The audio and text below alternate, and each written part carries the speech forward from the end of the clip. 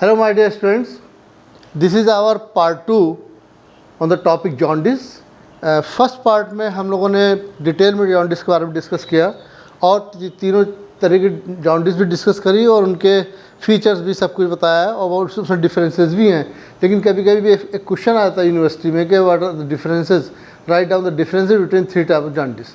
तो वो एक चार्ट में बना के आपको डिफरेंसेस लिखने पड़ेंगे। तो हमने यहाँ पे एक चार्ट बनाया है और उसी में हम ये तीनों तरह की जॉन्डिस शो कर रहे हैं। तो स्टार्ट करते हैं जिससे आप लोगों के लिए बहुत आसानी हो जाएगी लिखने के लिए। तो ये हमने पहले भी डिस्कस किया था, इस वक्त भी थोड़ा सा हल्का सा डिस्कस कर लेते हैं जिससे कि समझने में और लिखने में आसानी हो जाए। जो ओल्ड आरबीसीज हैं 120 डेज़ इनका लाइफ स्पैन है, उसके बाद में ये डिस्ट्रॉय होती हैं स्प्लीन के अंदर मेनली, और लिवर और बोन मैरो में भी इनका डिस्ट्रक्शन होता है और हीमोग्लोबिन बाहर आता है। हीमोग्लोबिन में से ग्लोबिन बाहर निकल जाता है जो फिर से रीयूज्ड हो जाता है in the formation to form the haemoglobin, और ये हीम बचता है। हीम के अंदर आयरन है और 4 पायरोल रिंग वाला स्ट्रक्चर है, तो आयरन निकल जाता है, आयरन भी रीयूज हो जाता है। और जो पोरफायरिन बचता है वो हीम ऑक्सीजनेस की प्रेजेंस में बिलीवर्डिन एक ग्रीन बाइल पिगमेंट बनाता है। ये फर्स्ट पिगमेंट है और ये फिर रिड्यूस होता है with the presence of biliverdin reductase in the bilirubin. ये बिलिरुबिन जो है येलो सेकंड पिगमेंट है, मेन पिगमेंट यही बिलिरुबिन ही होता है और ये फ्री अनकंजुगेटेड बिलिरुबिन होता है। दिस इज टॉक्सिक सब्सटेंसेज और ये इंसॉल्युबल भी है वाटर में, तो ये इसको डिटॉक्सिफाई करने की ज़रूरत है और ये लिवर ही इसको चेंज करता है। तो लिवर तक भी जा नहीं पाता क्योंकि इंसॉल्युबल है। तो जो ब्लड के अंदर एल्बुमिन है वो एल्बुमिन इससे कंबाइन करता है और एल्बुमिन बिलिरुबिन कॉम्प्लेक्स की शक्ल में ये लिवर में पहुंचता है। एल्बुमिन वापस आ जाता है और फ्री बिलिरुबिन को लिवर के अंदर एंटर करा देता है। यहाँ पर लिवर के अंदर इसका कंजुगेशन हो रहा है। ये अनकंजुगेटेड या फ्री बिलिरुबिन ग्लूकुरोनिक एसिड से मिलके in the presence of glucuronyl transferase enzyme ये बनाता है कंजुगेटेड बिलिरुबिन। ये एंजाइम बहुत इंपॉर्टेंट है, ये स्टेज भी बहुत इंपॉर्टेंट है। तो ये कंजुगेटेड बिलिरुबिन जो है ये नॉन टॉक्सिक सब्सटेंस है और ये सॉल्युबल होता है। तो ये फिर लिवर से निकलकर पहुंचता है इंटेस्टाइन के अंदर थ्रू ब्लड, और इंटेस्टाइन में पहुंचने के बाद में 50% ऑफ कंजुगेटेड बिलिरुबिन फिर वापस आता है लिवर में। एंटीरो हिपेटिक सर्कुलेशन ही चलता रहता है और कंजुगेटेड बिलिरुबिन के साथ साथ बाइल एसिड भी, primary bile acid, secondary bile acid, bile salts ये सब बनते हैं। ये भी एंट्रोपेटिक सर्कुलेशन में ऐसे करके चक्कर लगाते रहते हैं लिवर से इंटेस्टाइन, इंटेस्टाइन से लिवर। 50% जो बचा हो 50% कंजुगेटेड बिलिरुबिन अगेन कन्वर्ट हो जाता है with the help of intestinal bacteria unconjugated bilirubin में। और अनकंजुगेटेड बिलिरुबिन को इस वक्त यूरोबाइलिनोजिन भी कहते हैं। उसमें से 45% फिर लिवर में चला जाता है थ्रू एंट्रोपेटिक सर्कुलेशन। जो 5% बचता है 5% में मेनली वो ब्लड में आने के बाद में यूरिन के थ्रू पास आउट हो जाता है यूरोबाइलिनोजन, और it gives the colour, straw colour to the urine, और एटमॉस्फेयर में जाके ऑक्सीडाइज होता है, यूरोबिलिन बनता है। थोड़ा सा 1% या उससे भी लेस देन 1% ये स्टर को बाइलिनोजिन में कन्वर्ट होकर उसकी शक्ल में फिसिस से बाहर निकल जाता है और ये भी ऑक्सीडाइज होकर स्टर को बिलिन बनता है। तो ये एक 3 स्टेज हो गई। ये प्री हिपेटिक स्टेज है, यहाँ पर ये हिपेटिक स्टेज है और हिपेटिक के बाद में पोस्ट हिपेटिक स्टेज है। तो इसी तरह से जॉन्डिस बनती है। अल्टीमेटली जॉन्डिस जो है it is condition with the yellow discolouration of skin, mucous membrane, bulbar conjunctivae sclera जो वाइट पोर्शन आई का है, deeper tissues of body due to increase level of bilirubin in the blood. और blood के अंदर normal serum bilirubin आपको मालूम है कि 0.1 to 1.2 मिलीग्राम पर 100 ml ऑफ ब्लड, और अगर ये बढ़ जाए और अप टू 2 मिलीग्राम तो that is not the sub clinical latent jaundice, क्योंकि जॉन्डिस स्टार्ट हो गई बट क्लिनिकली अपियर नहीं हुई है। But if it is bilirubin is more than 2 milligram पर 100 ml ब्लड, देन ये क्लिनिकली ये सब क्लिनिकल फीचर्स ये आना शुरू हो जाते हैं और जॉन्डिस अपियर हो जाती है। That is not the clinical jaundice. तो ये आपके मेनली, वैसे तो कई तरह की जॉन्डिस है लेकिन मेनली 3 तरह की जॉन्डिस है। पहले जॉन्डिस में तो अनकंजुगेटेड बिलिरुबिन ब्लड के अंदर बहुत ज़्यादा बढ़ जाता है, अनकंजुगेटेड हाइपर बिलिरुबिनीमिया, और that is on the pre hepatic haemolytic jaundice. यहाँ पे सीवियर हीमोलिसिस हुई और अनकंजुगेटेड हीमोग्लोबिन बहुत ज़्यादा ब्लड के अंदर आ गया। सेकंड है कंजुगेटेड हाइपर बिलिरुबिनीमिया। कंजुगेशन यहाँ पर हो रहा है, लिवर में गड़बड़ी हो गई, लिवर इस कंजुगेटेड बिलिरुबिन को आगे नहीं फेंक पा रहा, तो ये कंजुगेटेड बिलिरुबिन बाहर आना शुरू हो जाता है वापस ब्लड के अंदर, और कंजुगेटेड बिलिरुबिन बहुत ज़्यादा बढ़ जाता है। तो ये हिपेटिक या हिपेटोसेलुलर जॉन्डिस कहलाती है। इसके बाद में अगर कहीं यहाँ पर ऑब्स्ट्रक्शन हो जाए बाइल डक्ट में, या जहाँ पर ये इंटेस्टाइन के अंदर ओपन हो रहा है, पैंक्रियास कार्सिनोमा हेड पैंक्रियास हो जाए, वहाँ पर ऑब्स्ट्रक्शन हो जाए, तो भी ये कंजुगेटेड बिलिरुबिन इस इंटेस्टाइन में नहीं पहुँच पाएगा और वापस लिवर में आएगा, और लिवर से फिर वापस ब्लड में आ जाएगा, तो उसमें उस वक्त भी कंजुगेटेड हाइपर बिलिरुबिनीमिया हो जाएगा। That is on the post hepatic और ऑब्स्ट्रक्टिव और सर्जिकल जॉन्डिस, क्योंकि इसका ट्रीटमेंट सर्जरी है। तो तीनों में डिफरेंसेस अब स्टार्ट करते हैं। ये देखिए, प्री हिपेटिक और हीमोलिटिक जॉन्डिस इतने पोर्शन का, हिपेटिक और हिपेटोसेलुलर जहाँ पे लिवर सेल गड़बड़ हो रहे हैं, एंड पोस्ट हिपेटिक और ऑब्स्ट्रक्टिव और सर्जिकल जॉन्डिस यहाँ पर इस लेवल पर। तो क्या क्या रीज़न है? Pre hepatic haemolytic jaundice due to excessive haemolysis और break down of RBCs. RBCs बहुत ज़्यादा टूट गए, जैसे कि मलेरिया में, स्नेक बाइट में, क्योंकि स्नेक बाइट में हीमोटॉक्सिन के स्नेक्स होते हैं, कुछ न्यूरोटॉक्सिन होते हैं, कुछ स्नेक्स में तो हीमोटॉक्सिन वाले में ब्लड सेल बहुत ज़्यादा टूट जाते हैं। Mismatch blood transfusion, RH incompatibility जैसे एरेथ्रोब्लास्टोसिस फीटेलिस यहाँ पर, और सिकल सेल अगर आरबीसी है सिकल सेल तो वो वीक होते हैं, तो सिकल सेल एनीमिया में, और अगर स्फेरिकल आरबीसीज है तो स्फेरोसाइटोसिस, और कुछ ड्रग्स हैं क्विनीन वगैरह, डेप्सोन वगैरह, वो बहुत ज़्यादा डिस्ट्रॉय करती हैं। तो ये एक्सेसिव हीमोलिसिस हो सकती है यहाँ पर, तो एक्सेसिव हीमोलिसिस हो रही है। सेकंड, हिपेटिक हिपेटोसेलुलर जॉन्डिस का क्या काज है यहाँ पर? या तो हिपेटाइटिस जैसे वायरल ABCDE, ख़ास तौर से A और B, alcoholic hepatitis, fungal hepatitis, drug induced hepatitis जैसे कि रिफेपेसिन वगैरह है, और वो भी लिवर को डैमेज करता है, डैमेज कर सकता है, हेपेटाइटिस कॉज कर सकता है। लिवर सिरोसिस एंड कंजेनाइटल से ड्यूबिन जॉनसन सिंड्रोम या रोटर सिंड्रोम, ये सब कॉजेज़ हो गए हिपेटिक जॉन्डिस के।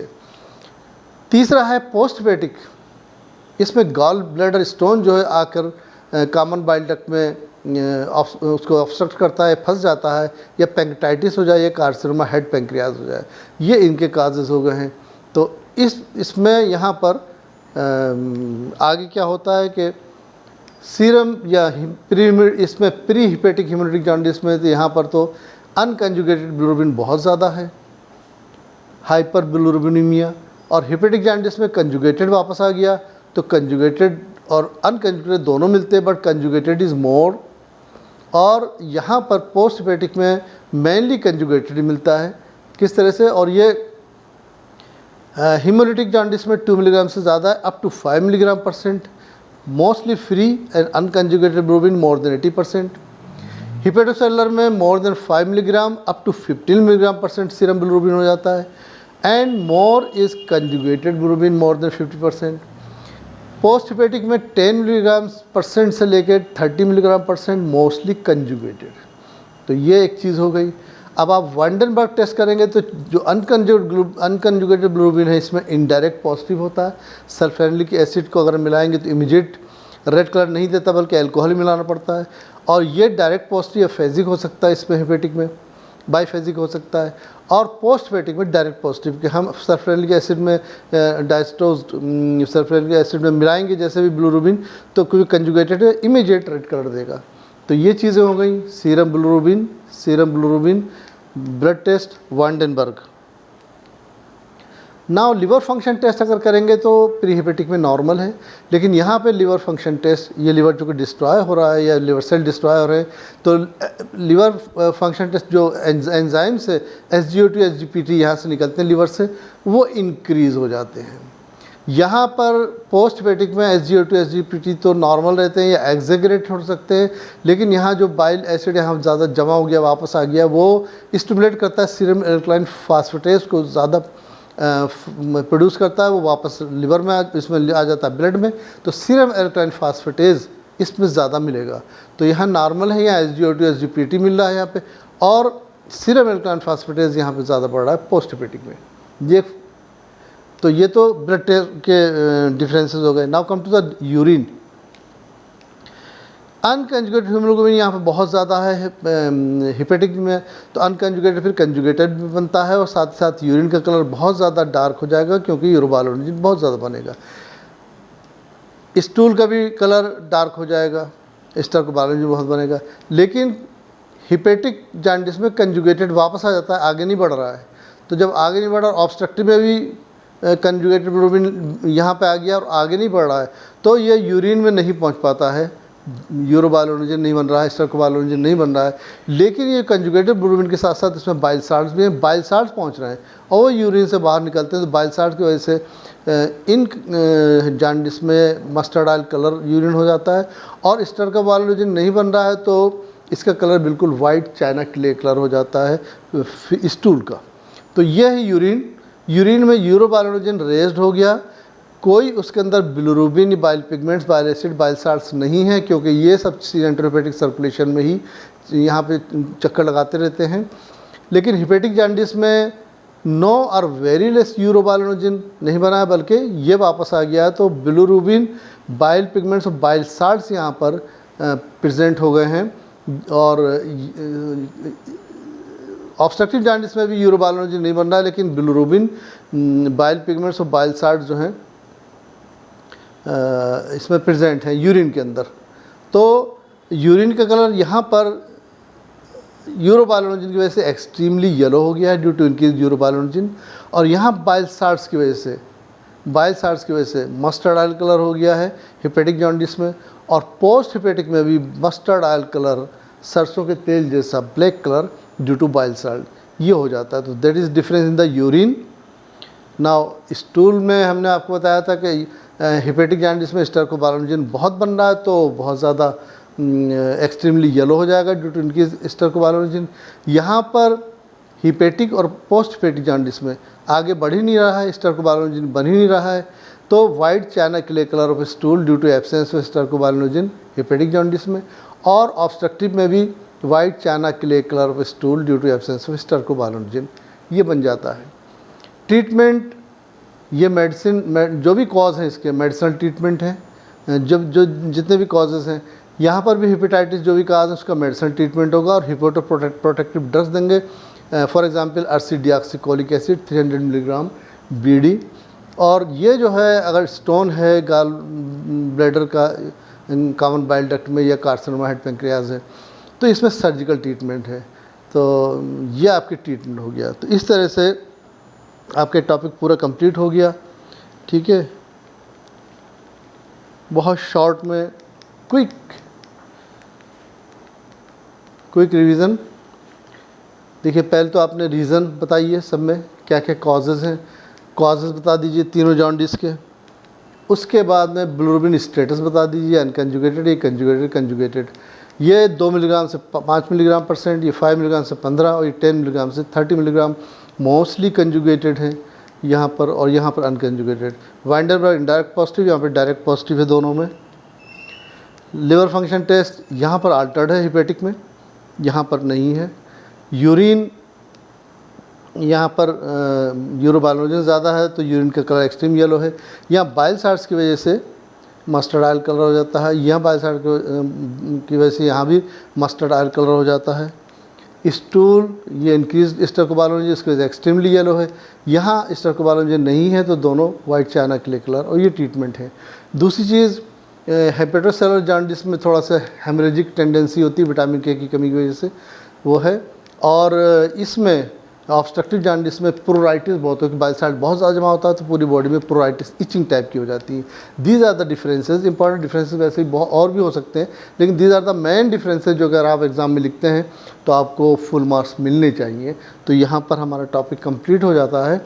और यहाँ पे हम स्टॉप करते हैं और कुछ थोड़ा सा न्यूनेटल जॉन्डिस के बारे में या जेनेटिक जॉन्डिस के बारे में, हेरिडिटरी जॉन्डिस के बारे में हम नेक्स्ट वीडियो में आप लोगों को बताएंगे। तो यहाँ हम स्टॉप कर रहे हैं। Thank you very much.